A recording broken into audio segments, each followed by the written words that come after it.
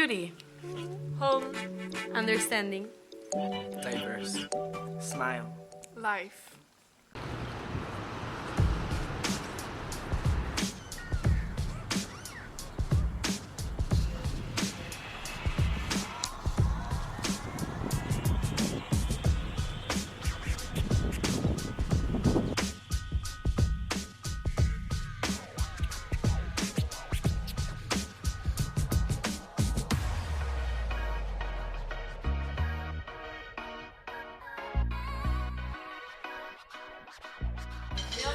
So here I am at the UWC, and I've asked from those beautiful people here to tell me one word, and I've asked them if it could be a positive word, but you know, I can't dictate you what you have to do. So you tell me what the word is. Arts. Love. Sunshine. Weekend. Resilience. Beauty. Home. Understanding. Diverse. Smile. Life.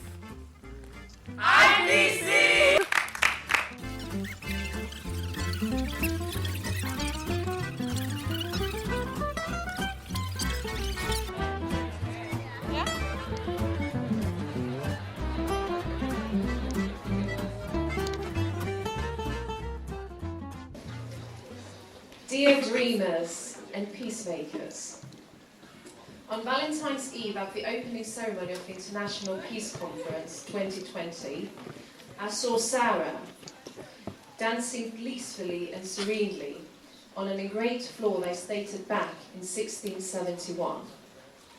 I was told that the Basilica St. Servatius was hugely damaged during the Second World War, and its Gothic architecture reveals the deepest and most inhuman crimes that are likely to have been committed, maybe on the very dance floor that Sarah was dancing. But she was able to do so peacefully and shed through her movements her passion for dance. I heard carefully Fahima's speech. As the words travelled not only the basilica but in my heart, her request to close my eyes was firmly accepted. I did close my eyes, and she asked us, all of us, to envisage peace. I also closed my eyes when I heard Anne dedicating his song to his father. Before leaving London, I completed a trial that was an indictment of 5 charges, including assaulting police officers and obstructing the duty. I was representing the defendant. He was 25 years old and he had previous convictions. Upon completing the trial, I was taught by my client, the defendant, and I quote, "I felt that you wrapped me under your confidence, took me in and out in the courtroom intact. The defendant may not have been vulnerable per se, but every day in my work I deal with people, clients, that they do behold some sort of vulnerability. And that includes anxiety, stress, panic attacks, health issues, and many more. I heard your personal stories. I heard your journeys. And I'm sure that you all behold some sort of vulnerability, including myself. At the age of 5, my mother was brutally killed. She was taken by 2 men, raped multiple times, and slowly, steadily, intentionally, she was killed. She fought for her life, and she did not succeed. Her body was found 6 months after, in the landfill. My school years were not any easier. The greatest enemy are the whispers. And children that articulate those whispers, they can do so quite harshly. I was therefore bullied. I was taught by my father's sister that I am not enough, I was taught that I do not deserve the high grades at school. I was taught that they're sorry for me. I was taught that they're sorry and they feel pity for me. I truly thought that I may not be able to graduate from school, or indeed go to law school. I thought that I did not deserve it. Every day since my childhood time was a manifestation of fighting what I wanted and what I thought that I deserved. I am subject to continuous perennial war within me, even today. But I have to be with you very, very clear. There is a moment in everyone's life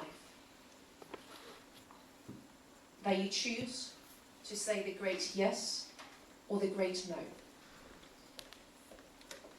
Yes, to use your childhood memories to become who you want to be and live a life that you can be proud of. Or no, using your childhood memories to become an alibi, perhaps for your failures. I consciously chose yes. I have chosen to depart a way of living which is only serving me. The moment of awakening. The moment that you're not only me. The moment that you realize that life is indeed short. Like my mother, she died when she was the age of 28. And if you are ready to wake up, you will wake up. But if you're not ready, you will pretending that you're just poor little me. But since we are all here engaged in this sort of inquiry, I presume that you're all in the process of waking up.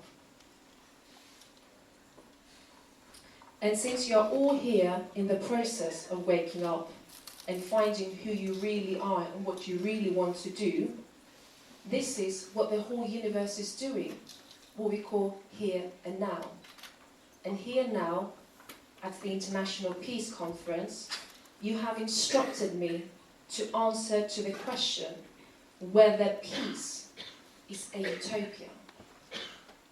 Peace is not a utopia. Peace is love. Peace is care. Love is winning. Love will win. Love is above us, beyond us, and beneath us. The journey to peace, though, it is packed with Cyclopes, Laestrygonians, the angry Poseidon. Those are all monsters in the Greek mythology. And you shall encounter them only if you create them.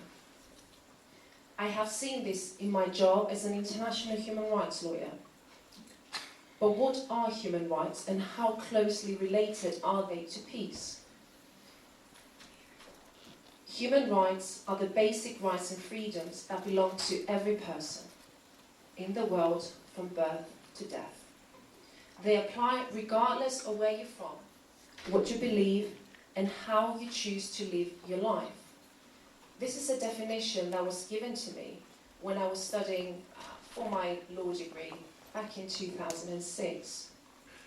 And at that point, I have just turned 19.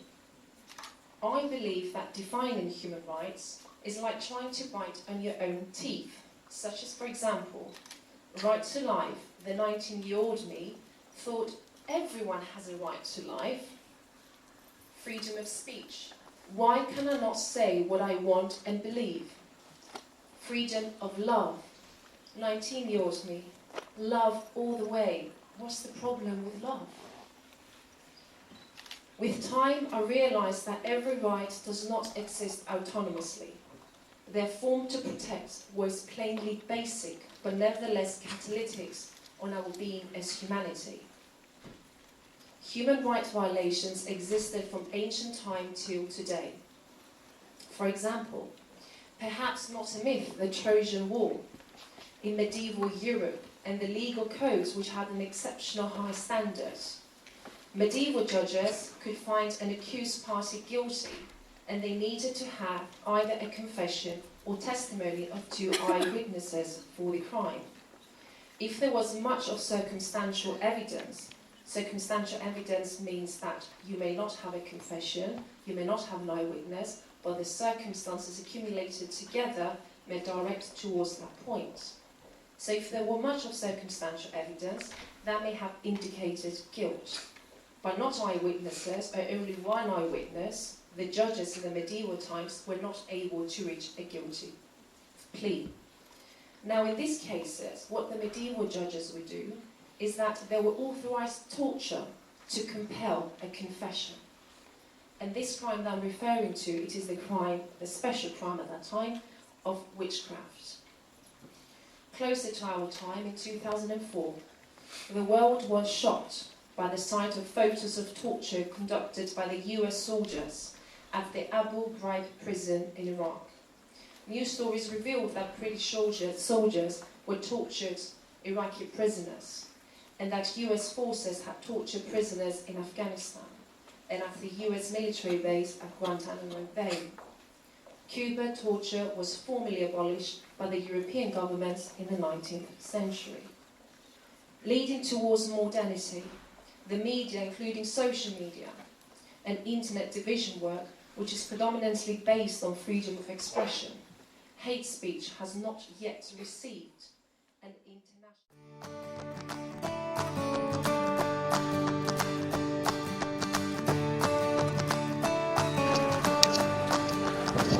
So AB conference came to an end, the International Peace Conference, and what do I take with me from this conference? I am inspired. I am literally inspired. I am inspired by the fact that I got to meet students between the age of 16 to 20, and they had questions, they had the eagerness and the love for life to do things. And the importance of the school is that it's an international school, so you get students from all around the world, and you get to see students from diverse backgrounds listening to each other's music, listening to each other's traumas, and trying to understand and help. And I loved every single moment of it. Every single moment of it. So now that the conference has finished, I decided to come for a quick walk in the city centre. My husband and I were looking for some decorative pieces on our house. So I've spotted from the train station that there is this road that has very nice boutique stores. So I'm currently in the process of discovering those shops and see what they've got. And I've done the mistake of having this jacket, which is very thin, and I feel very cold.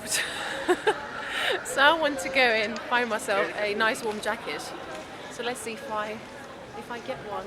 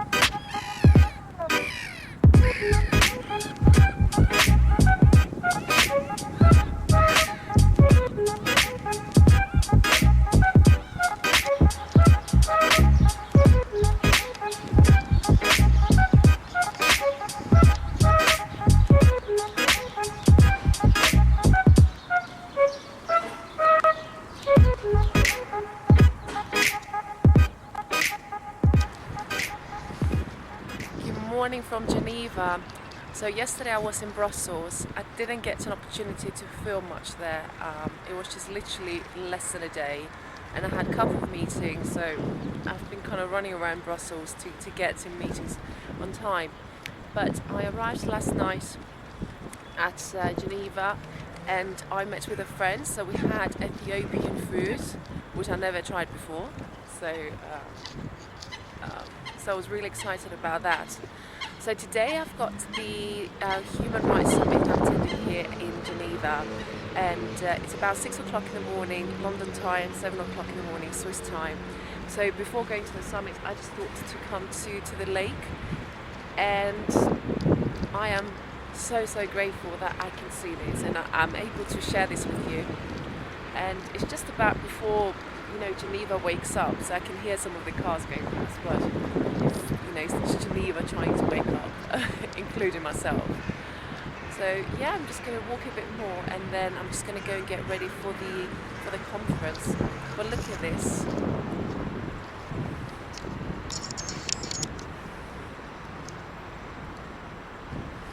Have you ever been to Geneva?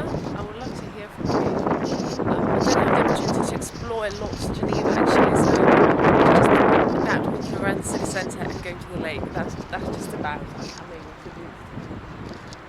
So I'm going to carry on exploring, walking around the lake, and go and get ready.